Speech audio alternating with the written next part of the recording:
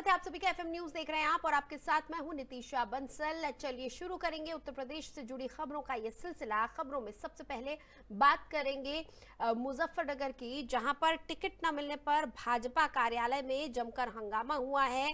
दरअसल कार्यकर्ताओं ने यहां कार्यालय में पहुंचकर जमकर हंगामा किया है और इसका एक वीडियो भी वायरल हो रहा है। यहां जैसे ही प्रदेश अध्यक्ष और साथ ही केंद्रीय मंत्री पहुंचे, बीजेपी के कार्यकर्ता यहां पहुंच गए और उन्होंने जमकर हंगामा काटा है। आपको बता दें कि टिकट ना मिलने के बाद से यहां पर यह हंगामा हुआ है और इसी घटनाक्रम में कार्यकर्ताओं ने प्रदेश अध्यक्ष और पदाधिकारियों पर अनदेखी का भी आरोप लगाया है। उनका कहना है कि यहां पर अनदेखी होती है, जिसकी वजह से ये पूरा माजरा हुआ है। यूपी नगर निकाय चुनाव में टिकट को लेकर सभी अपनी जोर आजमाइश में लगे हुए हैं और मुजफ्फरनगर में विश्वकर्मा समाज के लोगों ने भाजपा कार्यालय पर टिकट न दिए जाने का आरोप लगाते हुए जमकर हंगामा किया। विश्वकर्मा समाज से जुड़े भाजपा कार्यकर्ताओं ने केंद्रीय राज्य मंत्री डॉक्टर संजीव बालियान और राज्य मंत्री कपिल देव अग्रवाल के सामने भी सवाल उठाए। कार्यकर्ताओं ने भाजपा प्रदेश अध्यक्ष भूपेंद्र चौधरी के मंच से उतरते ही हंगामा शुरू कर दिया था। सोमवार शाम को निकाय चुनाव में अध्यक्ष और सभासद पद के लिए टिकट न मिलने से नाराज कार्यकर्ताओं को मनाने के उद्देश्य से भाजपा प्रदेश अध्यक्ष भूपेंद्र चौधरी यहां पहुंचे थे और गांधीनगर स्थित भाजपा जिला कार्यालय पर कार्यक्रम का आयोजन किया गया, जिसमें भाजपा प्रदेश अध्यक्ष भूपेंद्र चौधरी ने मौजूदा कार्यकर्ताओं को संबोधित करते हुए संयम और धैर्य से काम लेने के लिए कहा था। साथ ही पार्टी प्रत्याशियों को जिताने का भी आह्वान किया था। भाजपा प्रदेश अध्यक्ष भूपेंद्र चौधरी लोगों ने चुनाव में टिकट ना दिए जाने को लेकर आरोप लगाते हुए हंगामा शुरू कर दिया।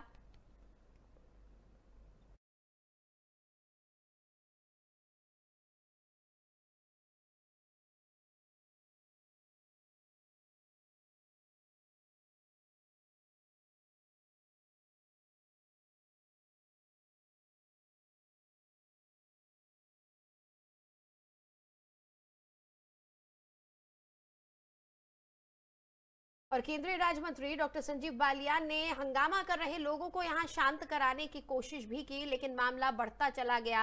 लोगों को शांत होता ना देख केंद्रीय मंत्री ने कार्यकर्ताओं को जमकर हड़काया और ये पूरा वीडियो सोशल मीडिया पर अब वायरल हो रहा है। इन तस्वीरों के बाद से लगातार पार्टी की फजीहत हुई भी है और मुजफ्फरनगर की ये तस्वीरें हैं, जहां पर कार्यकर्ताओं के बीच भारी रोष देखने को मिला है।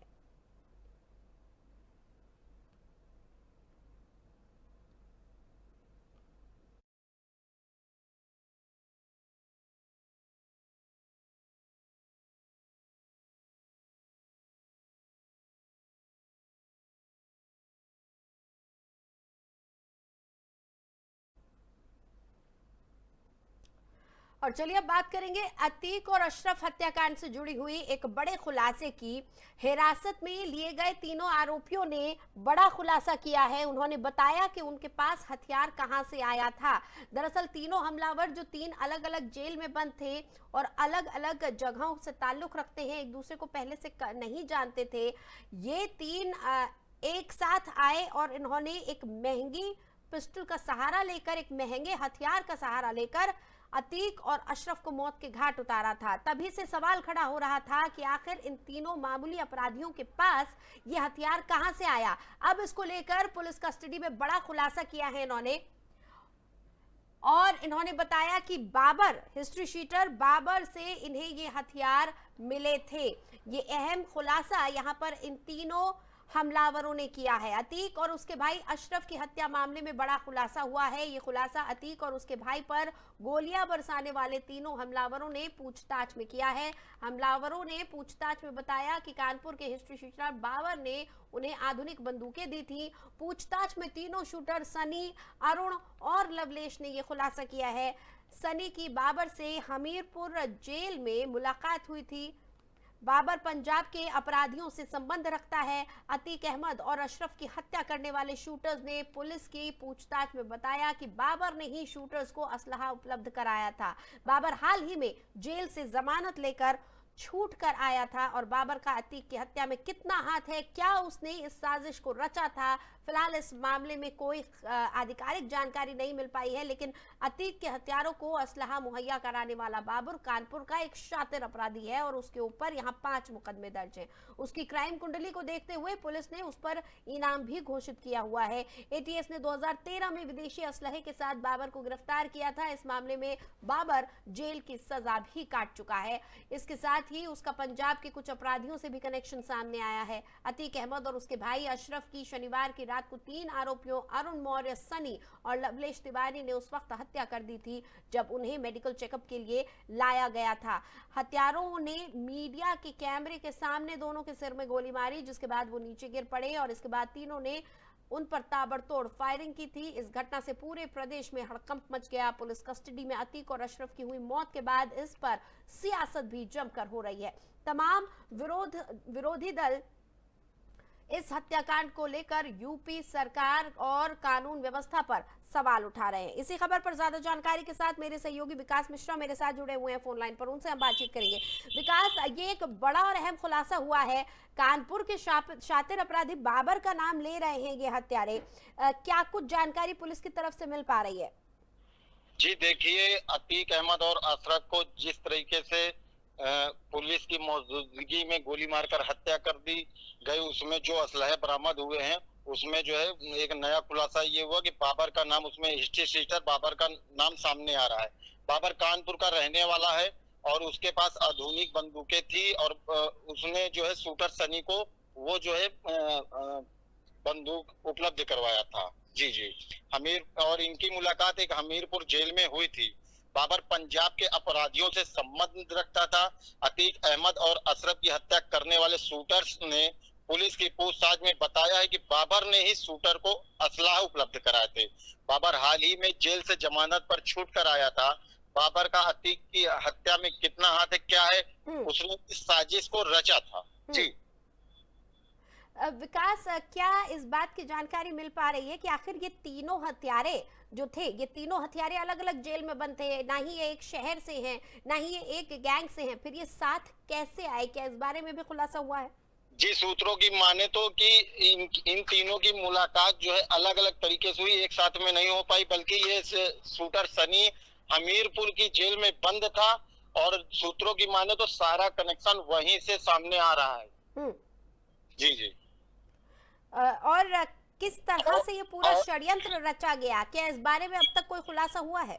जी, सूत्रों की माने तो जानकारी जो सामने आ रही थी, ये लगभग 13 तारीख से ये अतीक और अशरफ की लगातार रेकी कर रहे थे और कालविन हॉस्पिटल के पास इन तीनों लोगों ने एक होटल लिया था और उस होटल में रुकते थे और अतीक अशरफ का लगातार ये पीछा करते थे और धूमनगंज थाने के, जहां लगभग 13-14 तारीख को धूमनगंज थाने के आसपास पूछताछ हुई, सूत्रों की माने तो ये तीनों शूटर धूमनगंज थाने के बाहर भी नजर आए थे। जी चलिए, बहुत बहुत शुक्रिया इस जानकारी के लिए आपका। जी जी।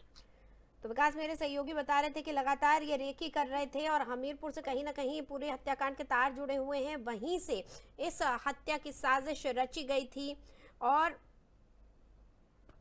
बाबर जो कि कानपुर का शातिर अपराधी है, उसने अत्याधुनिक हथियार इन शूटर्स को उपलब्ध कराए थे, जिसके बाद इस हत्याकांड को अंजाम दिया गया। पुलिस कस्टडी में 2 अपराधी थे और कुख्यात अपराधी, उन्हें पूरे पुलिस महकमे के सामने गोलियों से भून डाला गया।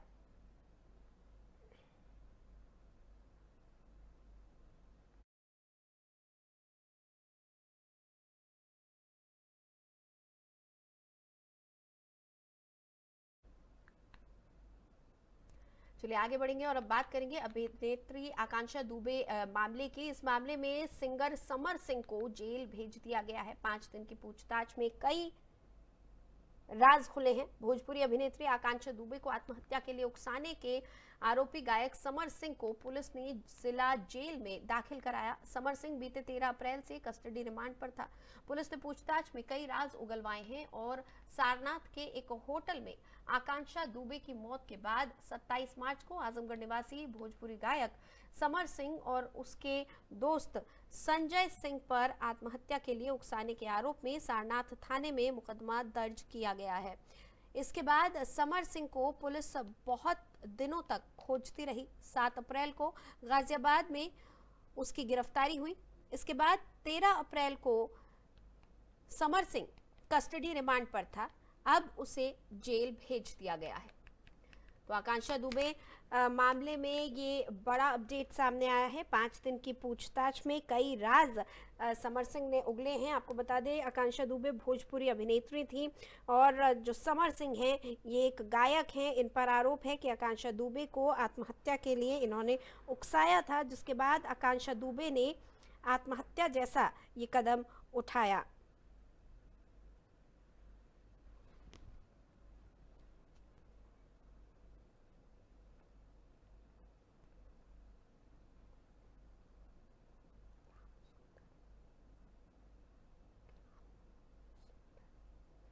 राम सुंदर मिश्रा हमारे संवाददाता हमारे साथ जुड़े हुए हैं फोन लाइन पर ज्यादा जानकारी के साथ, उनसे हम बातचीत करेंगे।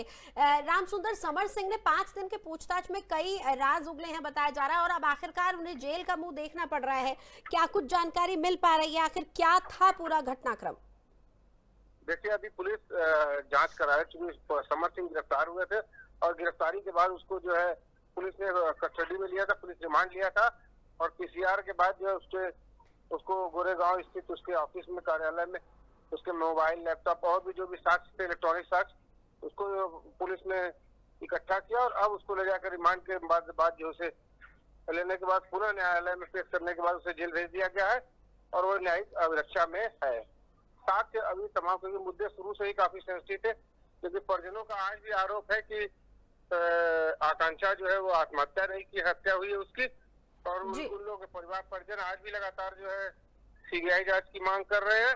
वहीं समर सिंह लगातार फरार चल रहा था। पुलिस ने उसे जब नोएडा से गिरफ्तार किया उसके बाद उसके पास साक्ष्य के रूप में जो इलेक्ट्रॉनिक डिवाइस वगैरह थे उसको था। उसके साथ ही साथ उसमें कई ट्रांजेक्शन की बातें आई थी सामने जो पूछताछ में उन्होंने बताया था। उसके बाद पुलिस ने इनको रिमांड पर लेकर साक्ष्य संकलित करने के लिए गोरेगांव स्थित कार्यालय ले गई थी और वहां से जो भी साक्ष्य पुलिस को मिले हैं उसके आधार पर पुनः इनको जुडिशियल रिमांड पर लेकर आगे की कार्रवाई करने में जुटी हुई है। जी रामसुंदर, क्या इस बारे में जानकारी मिल पाई है कि 5 दिन की पूछताछ में क्या कुछ समर सिंह ने बताया है पुलिस को? देखिए, समर सिंह ने जो पुलिस को बताया है, पुलिस ने अभी इस पूरे मामले में बहुत से ब्रीफ नहीं किया, लेकिन तथ्य सामने आया वो ये है, खासतौर से पुलिस की जो जांच रही है वो उसने अपने और आकांक्षा के रिश्तों के बारे में बताया। साथ ही साथ उसने यह भी बताया कि और कोई लोग भी इसमें तीसरे लोग हैं जो इस तरह से घटना के, क्योंकि अभी पुलिस की जांच जो है वो प्रारंभिक जांच है, अभी वो साक्ष्य संकलित कर रही है, उसके बाद सारी चीजें खुलकर सामने आ पाएगी। वहीं दूसरी तरफ पुलिस के जो सूत्र बता रहे हैं वो ये बता रहे हैं कि समर सिंह बार बार आकांक्षा के मरने के लेकर दुखी हो जाता था। पूछताछ जब होती थी तो साफ तौर से कहता था इस घटना में मेरा कोई बहुत रोल नहीं है।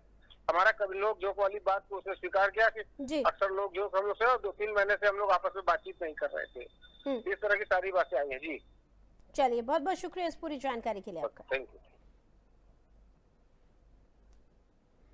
तो मेरे सहयोगी रामसुंदर बता रहे थे कि किस तरह से समर सिंह 5 दिन की इस पूछताछ के दौरान बार बार भावुक हो जाया करता था और बार बार पुलिस के सामने उसका यही कहना था कि मेरा इस हत्याकांड से, इस घटनाक्रम से, ये चाहे आत्महत्या है या जिस तरह से आकांक्षा के घर वाले कह रहे हैं कि ये हत्या है, इस मामले से कोई लेना देना नहीं है। हाँ, हम दोनों के बीच नोकझोंक हुआ करती थी, लेकिन वो सामान्य नोकझोंक थी और फिलहाल समर सिंह को अब जेल भेज दिया गया है।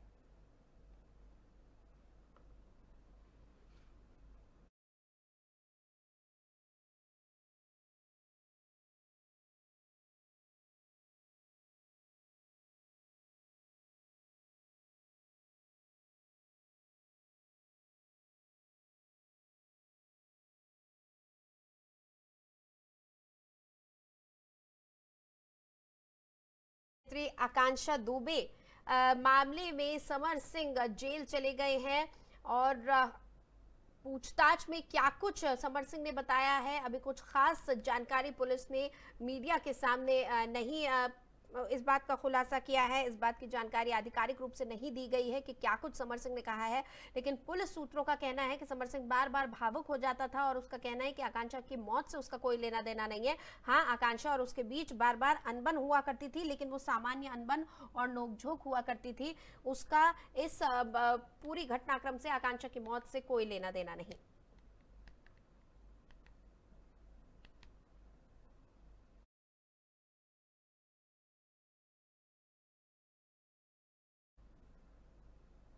चलिए आगे बढ़ेंगे। अलीगढ़ में दहेज को लेकर बड़ा मामला सामने आया है। दहेज की मांग पूरी होने पर फेरों से पहले दूल्हा अपनी दुल्हन को लिए बिना ही बारात वापस लेकर लौट गया। इसके बाद वधू पक्ष की तरफ से दूल्हे समेत परिजनों के खिलाफ थाने में लिखित तहरीर के आधार पर पुलिस मामले की जांच पड़ताल में जुटी हुई है।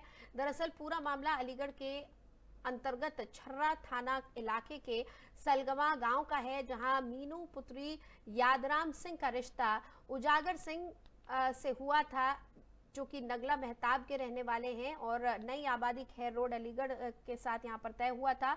बारात रविवार को सलगवा गांव आई थी। बारात का लड़की पक्ष के लोगों ने स्वागत भी किया।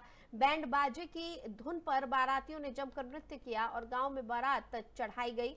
बारात आने के बाद वधू पक्ष के लोगों ने सभी बारातियों को सम्मान के साथ खाना खिलाया, लेकिन फेरों की रस्म से पहले ही वर पक्ष की तरफ से वधू पक्ष के सामने अतिरिक्त दहेज देने का प्रस्ताव रखा गया। कुछ देर तक दोनों पक्षों के बीच मध्यस्थता की कोशिश हुई और सुलह कराने का प्रयास किया गया, पर बात नहीं बनी। इसके बाद वर पक्ष दहेज की मांग पूरी न होने पर बारात वापस लौटा ले गए। वहीं अब ये मामला थाने पहुंच गया है।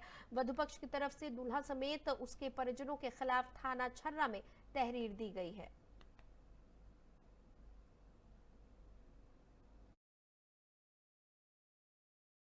हाँ, कहाँ से बारात आई थी? खैरड्डी मेहताब नगर। फिर क्या हुआ? बारात आई और तो खाना पीना खाया और बारात लेके चले गए। क्यों? दहेज के ऊपर बात बिगड़ी कि हमें ये दो वो दो। हमारे भाई ने हाथ ना उड़े जोड़े तो वो बारात लेके चले गए। बारात चढ़ी भी थी? बारात चढ़ी थी, सब काम हुए थे। क्या नाम था लड़के का?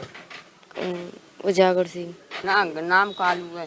अच्छा, तो कल कितने लोग आए थे बारात में? लोग ऐसे थे 150 के लगभग। 150 के आसपास। हाँ। तो आपकी भामन नहीं पड़ी? न। दहेज की मांग कर रहे थे? हाँ। तो चले गए?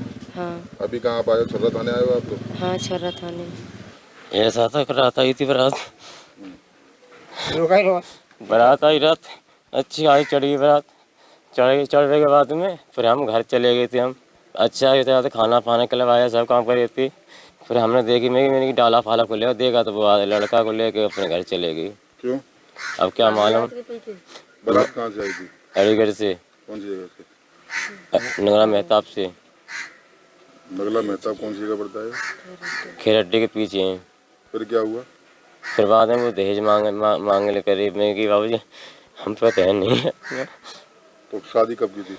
कल आई थी बारात 16 तारीख को, 16 को बारात चढ़ी भी थी? चढ़ी थी बारात। उसके बाद में क्या हुआ? खाना फाना खाया, अच्छा खासा सब काम हुआ है। फिर उसके बाद में फिर कोई दहेज की बात चल रही थी। फिर हमने कहा बाबूजी हम पे देना इतना है, इतना हम दे देंगे। सामने घर भी दे आए और बस यही बात बारात थी। पूरी लेके चले गए वो लोग? हाँ, बारात फरात सब चले। और इधर लखनऊ की मौजूदा मेयर संयुक्ता भाटिया की तबीयत खराब हो गई है। उनको आलमबाग के एक निजी अस्पताल में भर्ती करवाया गया था। संयुक्ता भाटिया की रविवार रात को ही तबीयत खराब होने लगी थी। रात में घबराहट और बेचैनी बढ़ गई, जिससे नींद नहीं आई, सीने में दर्द होने लगा। सोमवार सुबह 5 बजे ही घर वालों ने निकटतम अस्पताल में उन्हें भर्ती करवाया। करीब 12 घंटे तक वो अस्पताल में रहीं। उनको डॉक्टरों की पूरी निगरानी में रखा गया था। इसके बाद संयुक्ता को घर लाया गया। इसके बाद समर्थकों की भीड़ पहुंच गई। संयुक्ता भाटिया का मोबाइल बंद रखा था। किसी को कुछ पता नहीं चल पा रहा था ठीक से। दोपहर बाद से ही जानकारी लेने के लिए कार्यकर्ताओं का तांता लगा हुआ था। और पार्टी की तरफ से इस बार उनको टिकट उनका काट दिया गया था। आपको बता दें कि नगर निकाय चुनाव में इस बार सबसे हॉट सीट बन चुकी लखनऊ के लिए बीजेपी ने मौजूदा मेयर रही संयुक्ता भाटिया का टिकट काट दिया है। उनकी जगह पर सुषमा खरकवाल को उम्मीदवार बनाया गया है। वो मौजूदा समय में बीजेपी प्रदेश कार्यकारिणी के सदस्य हैं। खरकवाल को टिकट देकर बीजेपी ने भी पहाड़ी ब्राह्मण कार्ड चला है। लखनऊ में 2 लाख उत्तराखंड के लोग भी रहते हैं। बीजेपी ब्राह्मण मतों के साथ पहाड़ी समाज को साधने का दांव खेल रही है। सपा ने ब्राह्मण समुदाय से आने वाले वंदना मिश्रा को मैदान में उतारा हुआ है और बसपा ने शाहीन बानो को कैंडिडेट बनाकर मुस्लिम दांव खेला है। इस खबर पर ज्यादा बातचीत के लिए मेरे सहयोगी अविरल मेरे साथ फोन लाइन पर जुड़े हुए हैं। अविरल, संयुक्ता भाटिया की तबीयत के बारे में अब क्या कुछ है ताजा जानकारी? बिल्कुल, देखिए आपको बता दें कि लखनऊ के पूर्व मेयर संयुक्ता भाटिया हैं, उनको सुबह से ही एक अस्पताल में भर्ती कराया गया है, जिससे कि ये सूचना मिल रही थी प्राथमिकी में कि उनकी हार्ट अटैक आने की सूचना मिली थी। हालांकि वो पूर्व मेयर रही हैं और इस बार उनका टिकट कट गया था, लेकिन फिलहाल उनको जिस अस्पताल में भर्ती कराया गया है तो वहां पर उनकी स्थिति अब फिलहाल जो है नॉर्मल है। लेकिन फिलहाल जिस तरीके से देखा जाए, सुबह 5 बजे संयुक्ता भाटिया को अस्पताल लाया गया था और उसके बाद से उनकी हालत में धीरे धीरे सुधार है। लेकिन फिलहाल देखा जाए तो हालांकि इस तरीके की घटनाएं तमाम लोगों के साथ में हुई है, हार्ट अटैक की घटनाएं, क्योंकि इस समय देखा जाए तो तमाम देश के विभिन्न कोनों से भी हार्ट अटैक की घटनाएं सुनने को मिली। तो ऐसे में संयुक्ता भाटिया जो कि पूर्व मेयर रह चुकी हैं, उनको भी हार्ट अटैक की ये शिकायत आई है और उनको आनंद फानंद में अस्पताल में भर्ती कराया गया, जिससे कि उनका इलाज लगातार चल रहा है। जी अविरल, इस बीच संयुक्ता को बीजेपी ने संयुक्ता का टिकट भी काट दिया था और लखनऊ इस बार की हॉट सीट बनी हुई है। सभी लोग ब्राह्मण कार्ड खेलने की कोशिश कर रहे हैं। क्या कुछ है ताजा जानकारी? ये बीजेपी जो पहाड़ी ब्राह्मण का दांव खेल रही है, क्या ये सफल होता हुआ दिख रहा है? क्या कहते हैं समीकरण? देखिए, बिल्कुल आपको बताते चले कि जिस तरीके से संयुक्ता भाटिया का जो टिकट कट गया था और उसके बाद में जिस तरीके से ये पहाड़ी ब्राह्मण खेलने का जो कार्ड है भारतीय जनता पार्टी का, ये कहीं ना कहीं अब ये रिजल्ट में दिखाई पड़ेगा। हालांकि इसके अगर समीकरण को देखा जाए तो उत्तर प्रदेश के मुख्यमंत्री योगी आदित्यनाथ की जो छवि है और उनका जो सुशासन है, वो कहीं ना कहीं पूरी पुरजोर तरीके से जनता के ऊपर प्रभाव छोड़ता हुआ नजर आ रहा है। तो ऐसे में जो भारतीय जनता पार्टी ने ये जो पहाड़ी ब्राह्मणों को भी साधने का जो काम किया है, ये कहीं ना कहीं आप ये समझिए कि बीजेपी का जो कोर वोटर है वो, साथ ही साथ जो कानून व्यवस्था से खुश लोग हैं वो, और उसके बाद में जो पहाड़ी ब्राह्मण है वहां पर ये जो टिकट दिया गया है, तो वो कहीं ना कहीं पूरा एक अच्छा समीकरण बनाता हुआ नजर आएगा। लेकिन फिलहाल ये देखने वाली बात ये रहेगी कि तो जिस तरीके से अगर बात करें समाजवादी पार्टी की जो मुख्य विपक्षी दल है और इसके बाद में जो सत्ताधारी पार्टी भारतीय जनता पार्टी है, उनके द्वारा जो टिकट दिया गया है, हालांकि लड़ाई तो होती हुई नजर आएगी, लेकिन फिलहाल देखा जा रहा है कि पड़ला जो है वो भारतीय जनता पार्टी का ज्यादा भारी दिखता हुआ नजर आ रहा है। चलिए, बहुत बहुत शुक्रिया इस बातचीत के लिए आपका।